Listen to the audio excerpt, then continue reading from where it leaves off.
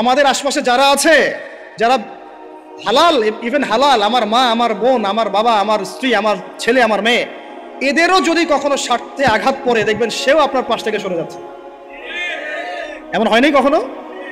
আপনার বন্ধু, আপনার ব্যবসার পার্টনার, আপনার বস, আপনার কলিগ, ওদের সাথে আঘাত হলে ওরাও সরে যাচ্ছে পাশ থেকে, জিগরি দোষ সরে গেল পাশ থেকে, হয় না এমন? ভালোবাসা দুই প্রকার। বলেন কয় প্রকার? আমার সাথে বলেন, এখানে শেষ করে দিব 10টা মিনিট। ভালোবাসা কয় প্রকার? একটা হচ্ছে নিঃস্বার্থ ভালোবাসা। কি স্বার্থ? কোনো স্বার্থ নাই, নিঃস্বার্থভাবে ভালোবাসা। একটা হচ্ছে কোনো না কোনো স্বার্থ জড়িত আছে এমন ভালোবাসা। আপনার স্ত্রীর চাহিদাও যদি আপনি পূরণ করতে ব্যর্থ হন, দেখবেন স্ত্রীর সাথে আপনার গন্ডগোল লেগে যাচ্ছে, যদিও সে হালাল বৈধ। তাই না? এমন হয় না অনেক সময়? আমি তো অনেকদিন বলেছি, অনেকদিন আগেও বলেছি, 5 বছর 6 বছর আগে, যে মানুষ আসলেই মানুষের অবস্থানকে মূল্যায়ন করে, ভিতর থেকে মানুষকে শুধু মূল্যায়ন করে আল্লাহ রাব্বুল আলামিন। না হলে কি হতো? এই যে এত অন্যায় আমরা করেছি, আল্লাহ পাক কি আমাদেরকে ছেড়ে দিয়েছেন, ফেলে দিয়েছেন, গজবে ধ্বংস করে দিয়েছেন? এই যে আল্লাহ পাক যে আমাদেরকে মহব্বত করেন, ভালোবাসেন, তার প্রমাণ এগুলো। আল্লাহ পাক চান যে আমরা যেন ফিরে আসি।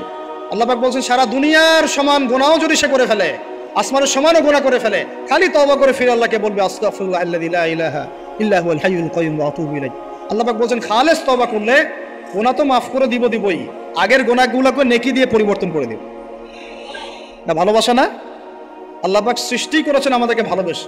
কোরআন খোলেন, সূরা সাদ পড়েন, সূরা সাদের মধ্যে দেখবেন আল্লাহ বলছেন, খালাকতু বিয়াদি মা মানাআকা আল্লা তাসজুদা খালাকতু বিয়াদাই, মানে তুমি ইবলিস কেন তাকে সিজদা করলে না যাকে আমি নিজ হাতে সৃষ্টি করেছি? এটা মহব্বতের বহিঃপ্রকাশ না? আল্লাহ আমাদেরকে নিজ হাতে সৃষ্টি করেছেন। আল্লাহ পাকের হাত কেমন এটা আমরা ব্যাখ্যা করতে যাব না, এর হাতের অর্থ কি সেটাও ব্যাখ্যা করার, তাবিল করার দরকার নাই। কোরআনে আসছে যেভাবে সেভাবে আমরা ঈমান রাখবো, ঠিক আছে ভাই?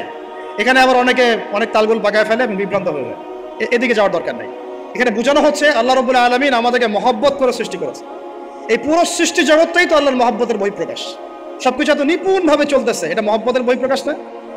আমি আপনাদেরকে নিয়ে যদি কোনোদিন কক্সবাজারের সৈকতে তারা দেখাতে পারতাম, তাহলে আমি বুঝাইতে পারতাম আপনাদেরকে যে এই মহাবিশ্বটা টিকে আছে কিন্তু। তারার মধ্যে একটা গাণিতিক ক্যালকুলেশন আছে যেটা সবাই জানে না, যারা একটু অ্যাস্ট্রোনমি নিয়ে পড়াশোনা করেছে তারা জানে। আপনার মানে মাথার বিবেকই উল্টায় যাবে যে এত সূক্ষ্মভাবে কিভাবে আল্লাহ রাব্বুল আলামিন এই মহাবিশ্ব সৃষ্টি করলেন। এক চুল এদিক ওদিক হলে পুরো বিশ্ব কায়নাত ধ্বংস হয়ে যায়। এটা কি আল্লাহ পাকের মহব্বতের পরিপ্রকাশ না? আল্লাহ পাক তো বরং বলেছেন পুরো সৃষ্টি পরিবারটাই আল্লাহর আল্লাহর পরিবারের অন্তর্ভুক্ত। সুবহানাল্লাহ। এমনকি আল্লাহ পাক আমাদেরকে বলেছেন, তোমরা জমিনবাসীর সবার উপর রহম করো, ইরহামু মান ফিল আরদ ইয়ারহামুকুম মান ফিস সামা। তোমরা সবার উপর রহম করো, দয়া করো। দয়া রহম এটা তো মহব্বতের একটা অংশ।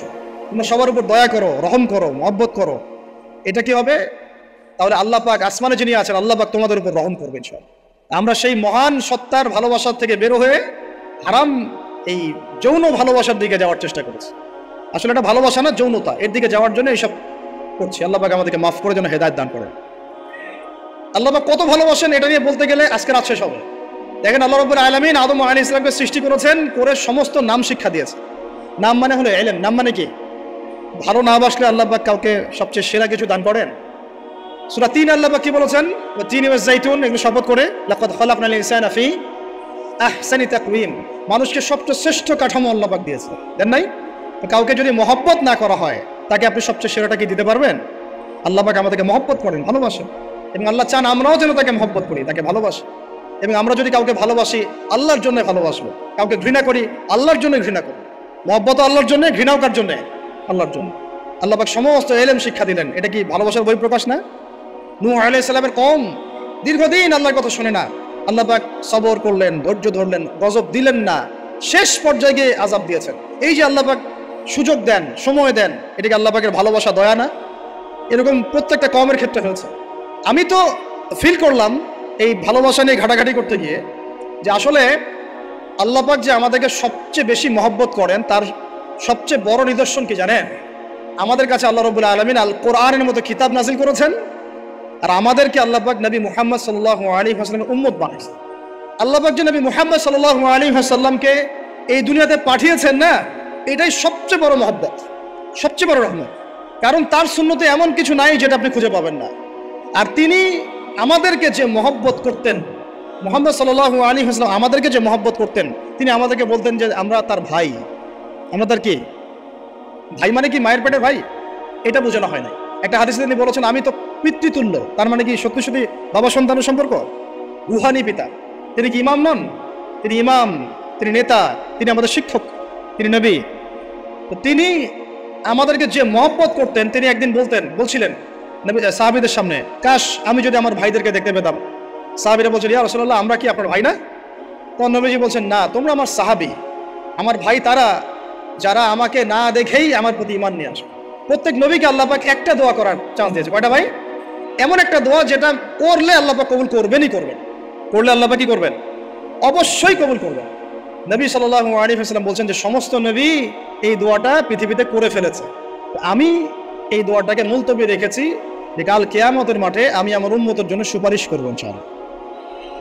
এবং নবী সাল্লাল্লাহু আলাইহি ওয়াসাল্লামের সুপারিশে বহু কবিরা গুনাহগার মুসলমান যারা জাহান্নামের ফয়সালা হয়ে গেছে তাদেরকে আল্লাহ পাক কিছুটা শাস্তি ভোগ করালে হলেও আবার জান্নাতে নিয়ে আসবে। তিনি আমাদেরকে মহব্বত করেন না? করতেন না? চিন্তা করেন তাহলে আমরা তার দিনকে কি মহব্বত করলাম, আমরা তার হুকুম হাকামের বিধিবিধান সুন্নতের কি মহব্বত করলাম, চিন্তা করেন। একটা হাদিসে নবীজি স্পষ্ট করে বলছেন এটা আমাদের জন্য একটা কষ্টি পাথর। এটা একটা কি কষ্টি পাথর। তিনি বলছেন, লা ইউমিনু আহাদুকুম, তোমাদের মধ্যে কেউ মুমিন হইতে পারবে না। কি হইতে পারবে না? মানে প্রকৃত মুমিন হইতেই পারবে না তোমরা।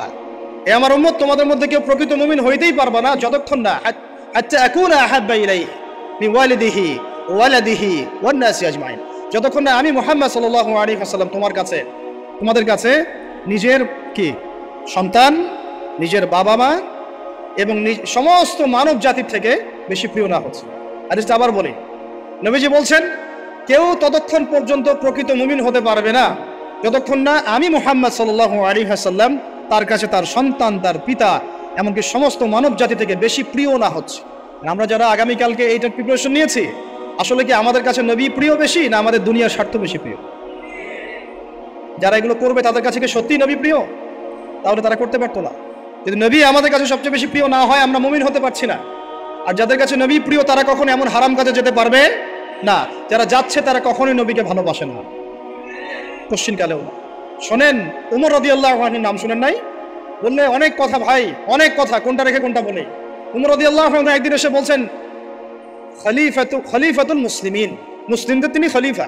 জান্নাতের সুসংবাদপ্রাপ্ত 10 জন সাহাবীর একজন। জান্নাতের সার্টিফিকেট পেয়েছেন পৃথিবীতে কয়জন সাহাবী?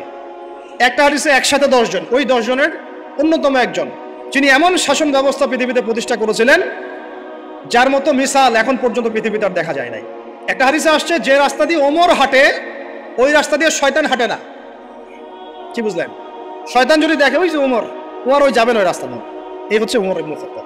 আমার পরে কোনো নবী নাই, নবীজি বলছেন আমার পরে কোনো নবী নাই, লা নবিয়্যা বা'দি, আমার পরে কোনো নবী নাই। যদি হতো তাহলে ওমর হতো, যদি হতো তাহলে ওমর হতো। অন্য একটা হাদিসে আসছে আমার পরে কোনো নবী নাই, তবে তুমি আমার, এটা অন্য সাহাবী সম্পর্কে, আলী ইবনে আবি তালিব সম্পর্কে, তুমি আমার জীবনে তেমন মুসার জীবনে হারুন ছিল যেমন। এটা হচ্ছে আলী ইবনে আবি তালিব। এখানে কথা হচ্ছে উমর রাদিয়াল্লাহু আনহুর মতো মানুষ নবীর কাছে এসে বলছেন সাল্লাল্লাহু আলাইহি ওয়াসাল্লাম, ইয়া রাসূলুল্লাহ ওয়াল্লাহি লা উহিব্বুক, আল্লাহর কসম করে বলছি আমি আপনাকে অনেক মহব্বত করি, ইল্লা মিন নাফসি, আমার নফসের চেয়ে বেশি না। মানে আমি আমার জানের চাইতে আপনাকে বেশি মহব্বত করি না। কথা কি বুঝতে পারতেন কি? মানে আমি আপনাকে অনেক মহব্বত করি ইয়া রাসূলুল্লাহ, সব কিছু থেকে বেশি মহব্বত করি, কিন্তু আমার নিজের জানের চেয়ে বেশি না। নবী সাল্লাল্লাহু আলাইহি ওয়াসাল্লাম বলেন, লা ইয়া উমর, এখনো মুমিন হওনি ওমর। কাকে বলছেন? কাকে বলছেন? জান্নাতের সার্টিফিকেট প্রাপ্ত একজন মানুষকে, লা ইয়া উমর, এখনো হওনি। তখন নবী সাল্লাল্লাহু আলাইহি ওয়াসাল্লামকে তিনি একটু পরে আবার বলছেন, ইয়া রাসূলুল্লাহ ওয়াল্লাহি আলান, এখন লা হাব্বা ইলাইয়া মিন কুল্লি শাই হাত্তা মিন নাফসি, এখন থেকে আপনি আমার কাছে সবচেয়ে বেশি প্রিয় সবকিছু থেকে, এমনকি আমার নফসের থেকেও বেশি প্রিয়। তখন নবীজি বলছেন, আলান ইয়া উমর, এখন ওমর, এখন তুমি মুমিন হলে। তাহলে যারা আমরা নবীর সুন্নতের খেলাফ এইসব অপসংস্কৃতি, নোংরামি, জেনা, ব্যভিচার, কনসার্ট, নাটক, সিনেমা, পরকিয়া, এইসব তথাকথিত ভালোবাসা দিবস, এই জেনা দিবসগুলো পালন করছি, আমরা কি আসলেই নবীকে ভালোবাসি? আমরা কি সত্যি আল্লাহকে ভালোবাসি? আল্লাহ পাক আমাদেরকে বোঝার তৌফিক দান করেন, জাহিলিয়াত থেকে ফিরে আসার তৌফিক দান করেন। এরকম প্রচুর ঘটনা। ভালোবাসা তো এগুলোর নাম। ভালোবাসা কাকে বলে জানেন?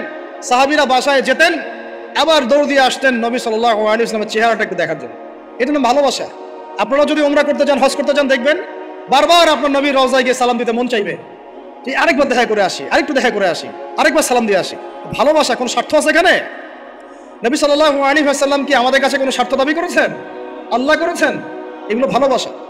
এই ভালোবাসা হলো প্রকৃত ভালোবাসা। আর এগুলো যেটা চলছে এটা হচ্ছে যৌনতা। এগুলো কি চলছে? যৌনতা। ভালোবাসার নাম দিয়েছে এখন যৌনতা। এগুলো ভালোবাসা না, এগুলো পাশবিকতা, প্রবৃত্তির দাসত্ব। প্রবৃত্তি মানে মন যা চায় তাই করতে যাচ্ছে। আপনার মন চাইছে একটা মেয়ের সাথে রাত কাটাবেন, এটাকে আপনি ভালোবাসা নাম দিলেন, কিন্তু এটা হচ্ছে ভালোবাসা না, এটা কি প্রবৃত্তি, পশুত্ব, দাসত্ব, পশুত্বের দাসত্ব করছে। আল্লাহ পাক আমাদেরকে কথাগুলো বোঝার তৌফিক দান করুন।